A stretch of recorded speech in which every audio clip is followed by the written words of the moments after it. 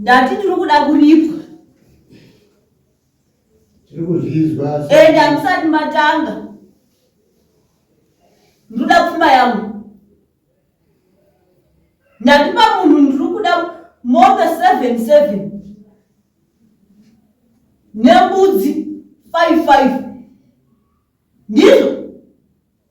Zvinoreva kuti sori zvenyu nekukudisturba ihama dzangu, totanga tatokumbira ruregerero. Ndinoziva kuti vakawanda tanga tatogadzira kuti tinzwe nhau iyi yengozi, asi ndaona zvisina kunaka kuti ndingobuda panapa ndisina kujekesa zvimwe zvezvinhu izvi. 1 chekutanga ndechekuti nyaya yamuri kuona nhasi iyi yakambotongwa mudare raChief Marange. Saka zvayakambotongwa vanhu vanga vava muprocess yekuti izvo vachiripirana mombe dzainga dzakataurwa 24. Saka pa24 pakaenda 10. But nhasi chazonetsa ndechekuti vamuri kuona vabuda vari kutaurawa vari kuti tangisai kuti 1. 10 dzakabaya, but chitangisai kuti 1. Chikonzero chacho tichachinzwa muvhidhiyo kuti sei pari kunzi tangisai kuripa kuti 1. Right. Chechipiri, ndinoda kupindura vanhu vanga vachikomplena pamusoro paChief Marange nemabatiro avanoita nyaya dzemedha. Vamwe vachiti Chief Marange vanozonyanya kuchaja pamedha, vamwe vachitotaura masoko amwe asina chiremerera, asina kuremekedza mukati achi vane udyire vachiudza Chief Marange. Regai nditi hama dzangu, zvimwe zvinhu inhau yekuti zvinenge zvisati zvaitikira kwenyu. Kana tete vako, mwana wako, muzukuru wako, sekuru wako, baba vako, mai vako, mbuya vako kana hama yako ikaurayiwa, uchazozviona kuti mombe dzinochaja Mambo Marange ishoma. Ini ndaitofunga kuti munhu, ropa remunhu riri worth panzou dzinokwana 100.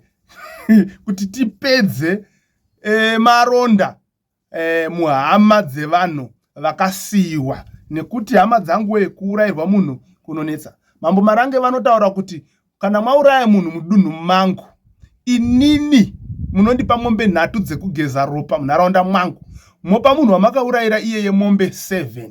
So mukazonzwa Chief Marange vawedzera nhamba iyi yemombe especially dzawo 3 idzi, tisu tinenge tatovafurira kuti Chief, vanhu vari kuuraya vanhu ngavatemwe, kwete kutema nedemo, kuchaja mombe dzamambo kana kuisisa 8-5 kuti vanhu varege kuurayana. Usanzwire tsitsi munhu anouraya munhu, munhu anotema munhu nedemo, munhu anocheka munhu nebanga, munhu wotozwa kuti zvishuwa zvine confirmation yekuti senyaya yekwana Gwizo iya kuti munhu akaonekwa gurokuro rakabviswa iri, senyaya yaWayne iya anomazviona kuti post-mortem yakati mwana akatemwa nesimbi mumusoro, uropi neropa zvikasangana. Imi moti mambo munozonyanya, mambo munozonyanya, munhu akafa. Wedwe, wedzerai magiya Chief Marange. Mhosva yekuuraya munhu musambotarira munhu kumeso. Ndindadaro handidi kupikiswa.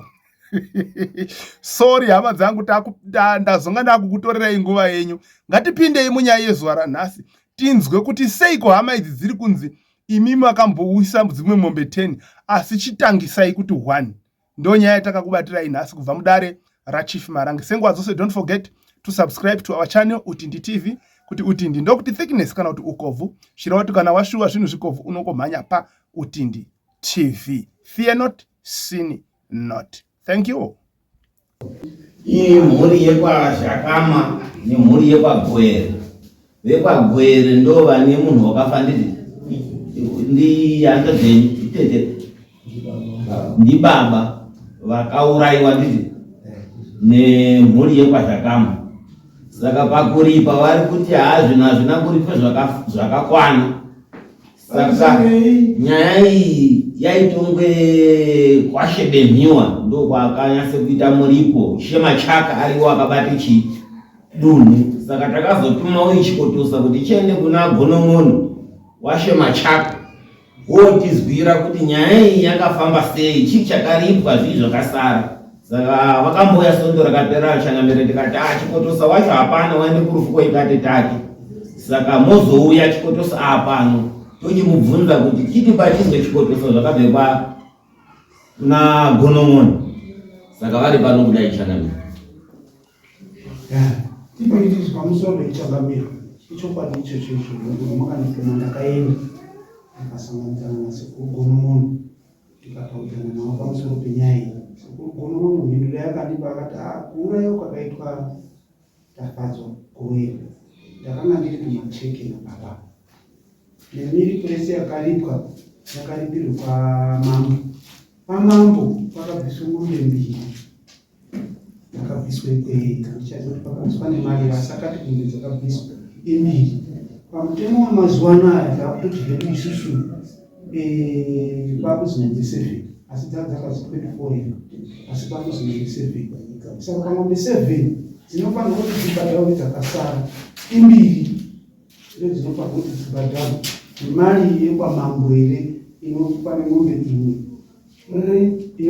imwe ndo mari inofanira kuti ibhadharwe. Pamusoro peizvozvo vanope chikumbiro chekuti Changamire dai aikwanise kuti abatsire mhuri yekwazvakama nemhuri yekwagoweri zviri kutaurwa zviro zvanoitwa zvibva zvapera.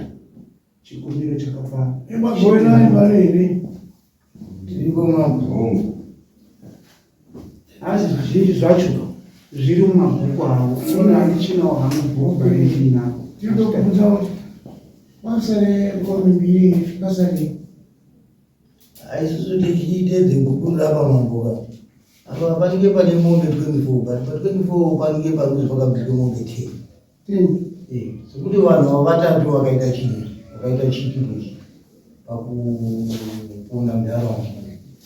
Tiri kuti kwaZhakama kana vanhu vakaite vatatu, kwaZhakama kwakasare mombe ngani? Ndozviri kubvunza Mama. Kana tiri kutarisa pabhuku redu apa pane pakasare mombe 14. Zvinoreva kuti Zhakama waibvise mombe 24. Ndo manero wakaite kuti vamwe vairawa vaibvisa mombe 24. Manero vela kangoita rungotaura pakachaya mombe 24. Saka bizvino kabvise kunobvise dzakati unobvise vaibvise ngombe 24 vari 3 wari 3 ndo onere chete ivaidzaipo kuti ngombe 24 vari 3 ngombe ndana 8 ha 8 pamunhu umwe 8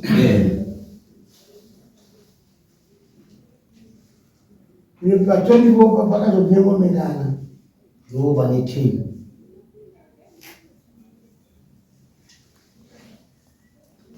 dzakasara ngana 14 divided by 3 14 divided by 3. Well, you see 4 and chikofu. Panoita 4 kusara mbiri dzinenge dzisina wanini.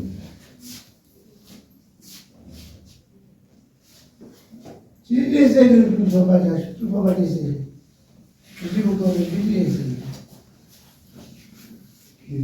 Ona Goweri kuti mombe dzainge 24 divided by 3 pakabvise Zhakama akangobvise dzimweni muri kuti pasara 14.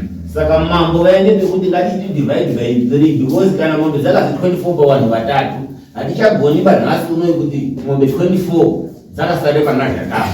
Ndosaka vari kuti tochiti 14 dzemuri kutaura divide by 3 sekuti vanhu vakaita vari vatatu. Ndo vari kubvunzwa kuti tiri pamwepo here? tiri pamwepo. vaitobhatana ngewapi muna dzere mombe dzakasara kubhatana inini sematauriro ndikati Sadnetsi. That's the right this. mabuda mutaura ndizvo zvenyu zvakamira sei Pane zvinhu zvamuri kuti zvakasara. Vana Zhakama havasati watanga kuripa. Handina kuripwa nemunhu anonzi Zhakama. Ende vanoti wakaripa. Wakaripa ndandataura zvandode here.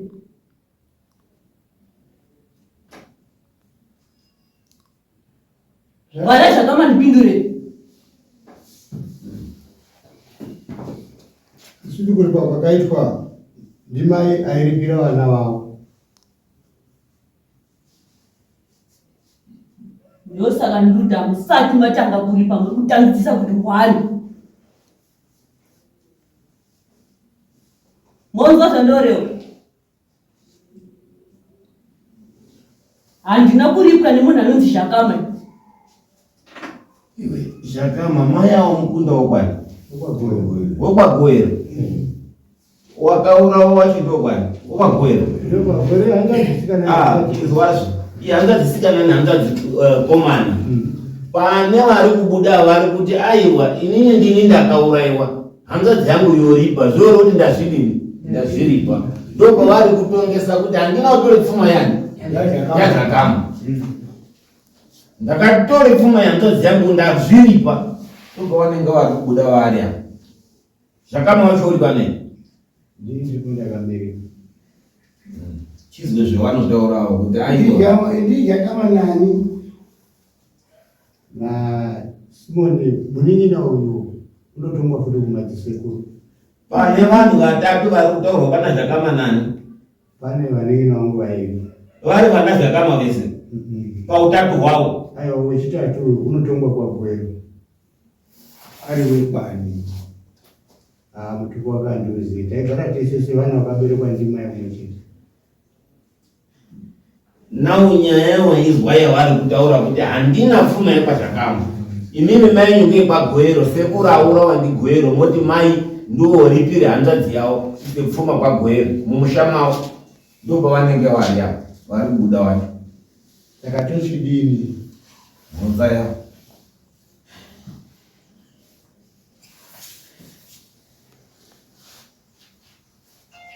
Kuripa kwamunofanira kuita.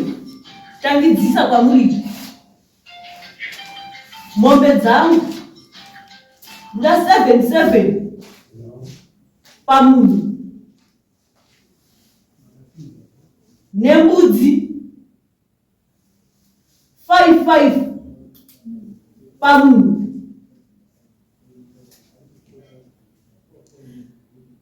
Pane zvinhu zvangu zvamunoti zvazvakamboripwa zvacho. Pfuma iyoyo handina kuiona. Ende nanhasi haipo. Zvinhu izvozvo ndozvida.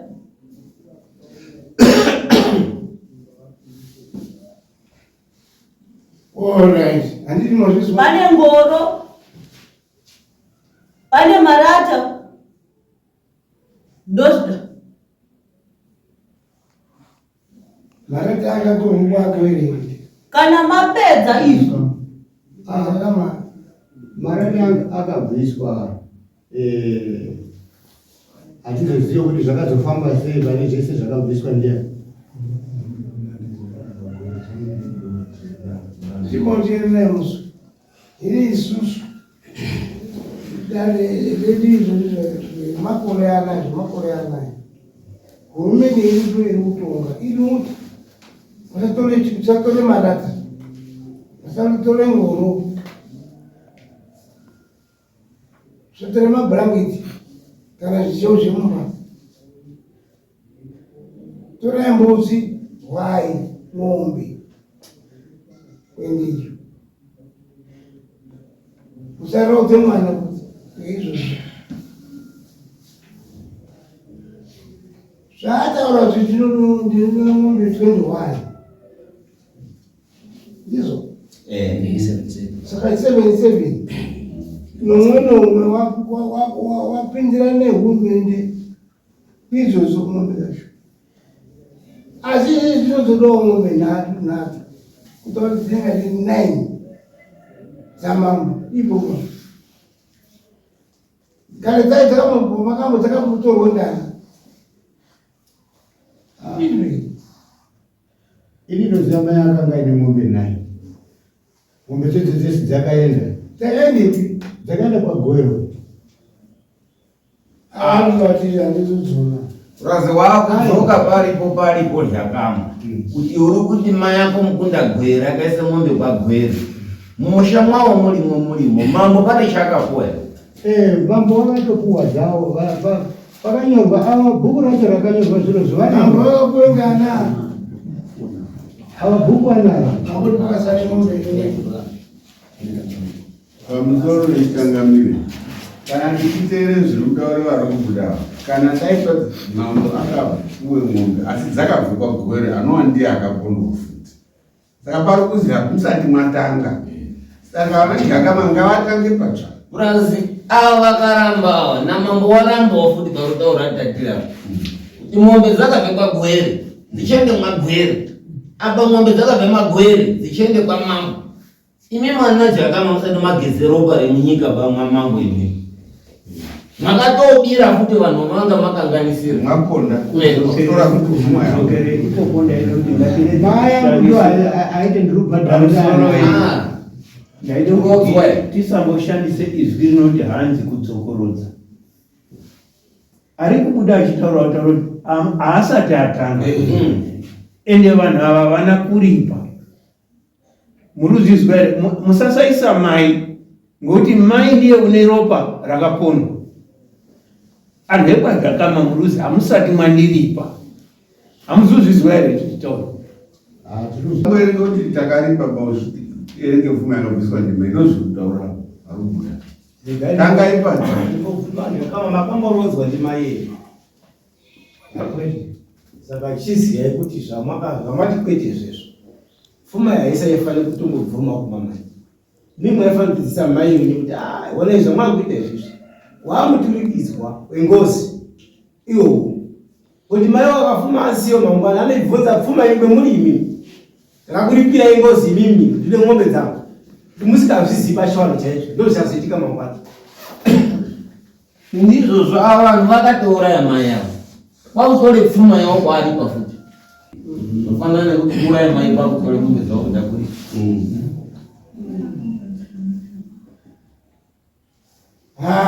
Aurirana handiti. Marizwa here imi. Yakamadaira. Ndizvo. kuzvizwa Tsanangurai azvakama kuti daku zvinozivikanwa ngemunhu taakuchodai taakudai kwete kuti tiri kuzvizwa basi.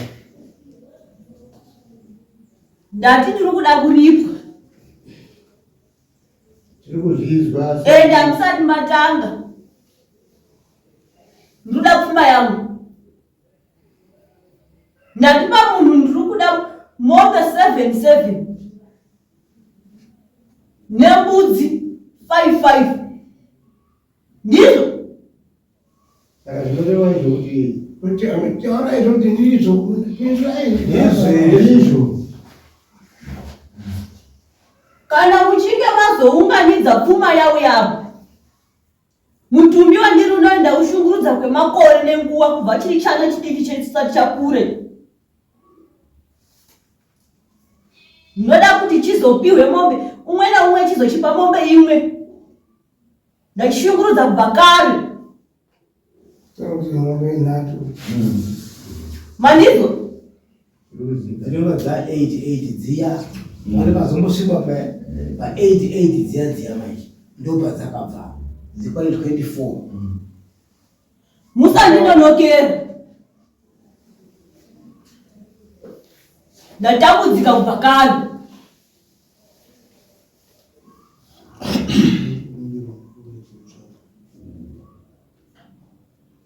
Nguva yekotsvaka ndeyazimusanonoka. Mwambokumbira here ekona kutaurirwa pakudurikirwe zviro muri kwazvakamwana. Garai pasi amuti ndiri kuzvizwa ndodai. uyu mwana aitonga kwagwero uyo akanga aripo pakubara mhosva Mutaurire zvi. hapasina wakafa Baba chakame. baba acho hatiazivi kuti aripi Ndichataurirwa ngeprokoere. Magwere. Uyu anetsu. Chaita zvanoita ini. Chaendapo. Achauya chimhanya. Kana ndataura ndinonoki.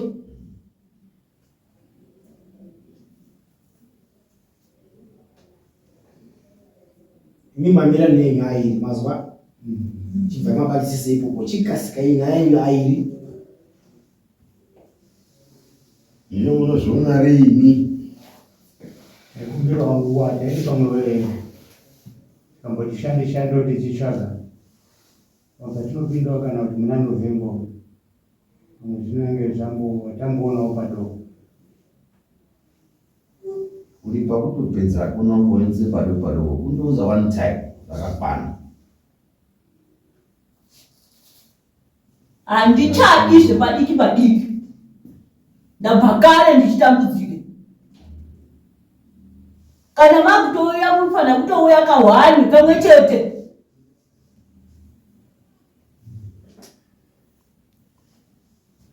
Imweni munozviziva kuti muanhu airi 774 ng'ombe 88. Paradza mambo nhatu.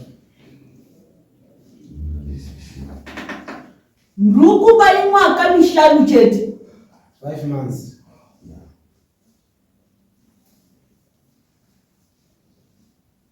Kungodarikidza chete. Munondiona ndouya. Kana wani January mwafu. Kunoziya kawanda Mwafuwe nguva yakanaka. Kubve pane zvamanga mataura manga mawedzerwe imwe nguva yekuti munyatse kuwa space yekuita zviro zvacho. ndofunga alright mama Peter. Ndofunga yazvigura iyi. saka dzamambo zitatina kuti ngehataura dzedu dzinorikasika isu dzinozvirakasika opa please tasikirina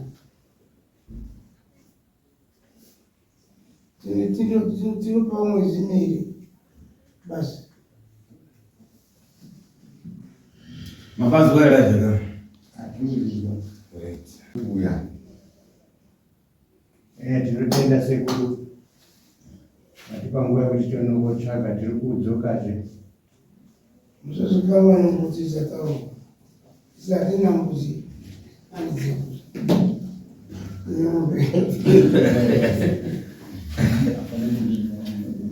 Kana mouya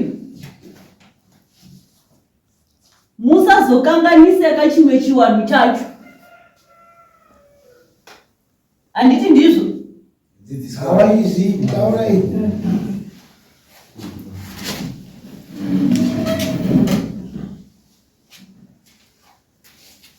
Kana mouya nepfuma yangu munodaidzana wehukamu. Wakuru waripo, wadiki waripo, govero waripo.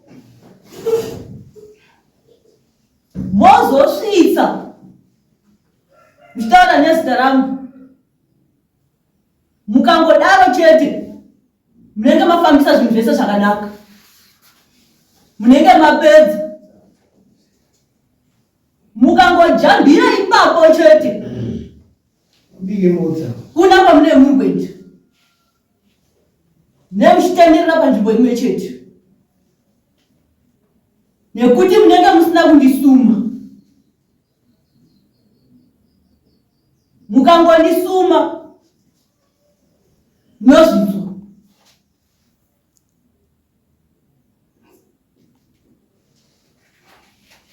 Maninzi Tinotenda sekuru tazwa. mune magazini imusikari musikira mako kuti muri ana atatu amukuzikirewo tatateabuya awindiakabari wepi ina wambero pakudai Sike pasi ugare pano baba. kangaise zviviri Hamuna hapana hangazidzei. Awanda Ana Kama pasi.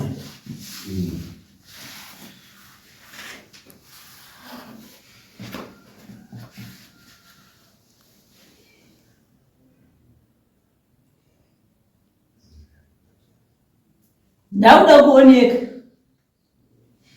Ndakuzorora. Ndokuyeuchidza izvi.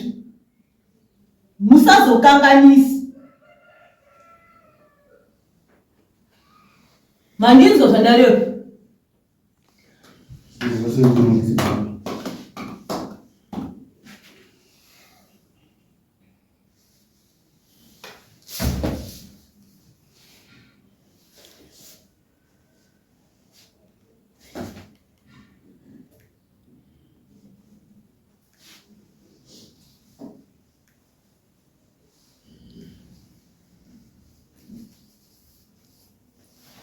Kupera kwaenga